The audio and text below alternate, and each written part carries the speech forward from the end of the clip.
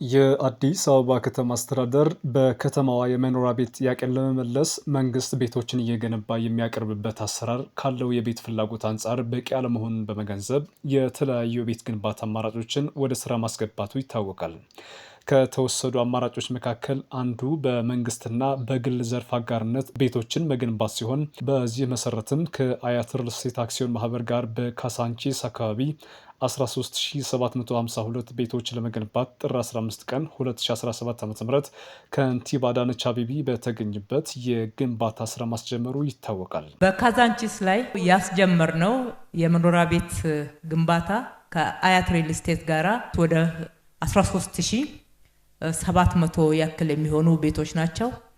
እዚሁ ካዛንቺስ ሳይት ላይ አስጀምረናል። በዛሬ ፕሮግራማችን ታዲያ የአያት ሪል ስቴት ካዛንቺስ ሳይት አጠቃላይ እንቅስቃሴና ሳይቱ በውስጡ የያዛቸውን መሰረተ ልማቶች የምንመለከት ይሆናል። አብራችን ቆዩ።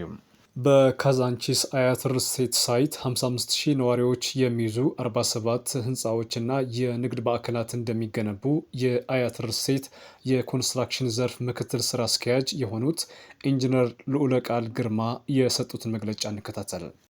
47 ህንፃዎችና ወደ 55000 ነዋሪዎችን አኮሞዴት የሚያደርግ እንደገና በቁጥር ደግሞ ከ13752 አፓርትማዎችን እንደዚሁም ደግሞ የንግድ ቤቶችን መገንባት ነውና ይሄ እንግዲህ የመኖሪያ ቤት ብቻ ወይ ደግሞ እንደዛ ሳይሆን አንድ ራሱን የቻለ የከተማ አነስ ያለ ከተማ የመገንባት ያክል ነው የሚሆነው ማለት ነው። ከመኖሪያ ቤቶች በተጨማሪ ለሰፋፊ የጋራ የህዝብ መገልገያዎች ግንባታ ትኩረት እንደሚሰጥ ደግሞ የአያት ሪል ስቴት ምክትል የቦርድ ሰብሳቢ የሆኑት አቶ አብይ ማሞ ገልጸዋል። የካዛንቺስ አያት መኖሪያ ቤቶች የህዝብ መሰብሰቢያ ፕላዛዎች፣ የልጆች መጫወቻና የስፖርት ማዘውተሪያዎችን፣ መዋለ ህጻናቶች፣ አንደኛ ደረጃ ትምህርት ቤት፣ የጤና ተቋማት፣ የህዝብ መጸዳጃ ቤቶችን፣ የመኪና ቻርጂንግ ስቴሽኖች፣ የመኪናና የብስክሌት ፓርኪንግ አካቶ በከፍተኛ ጥራትና ፍጥነት የሚገነባ ይሆናል። የካዛንቺስ ሳይት ከግቢ ገብርኤል ቤተክርስቲያን ማለትም ከ4 ኪሎ ቤተ መንግስት አጠገብ ነው የሚገኘው።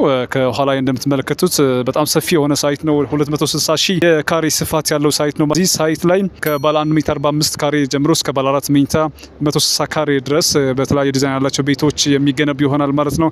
የሳይት እንቅስቃሴ እንደምታዩት ነው። በቅርብ ነው ወደ ሽያጭ ያወጣ ነው። ስለዚህ ዝቅ ያለ ፍሎር ያላቸው ቤቶች ልታገኙ ይችላላችሁ። ቤቶቻችን እንግዲህ በ10% ቅድመ ክፍያ ብቻ በመክፈል የቤት ባለቤት መሆን ይችላላችሁ። ለምሳሌ ባለ 1 ሜትር 45 ካሬ 500,000 ብር ቅድመ ክፍያ ከፍላችሁ ቀሪው በፕሮግረስ መሰረት በግንባታ ሂደት መሰረት እየከፈላችሁ ቤትን መረከብ ትችላላችሁ። ሳይቱ እንግዲህ የተጀመረ ነው ያለው ማለት ነው። እዚህ ሳይት ላይ መጥታችሁ ስለ ሳይቱና ስለ ቤቶቹ መረጃ ለመውሰድ ደግሞ ከታች ማስቀምጥላችሁ ስልክ ቁጥር ደውላችሁ ልጠይቁን ትችላላችሁ። የካዛንቺስ ሳይት ለየት ከሚያደርጋቸው ነገሮች መካከል አንዱ 60% የሳይቱ 60% ይሄ ማለት ከ260,000 ካሬው መካከል 60% የውስጥ ለውስጥ መንገዶችና የግሪን ኤሪያ ያካትታል።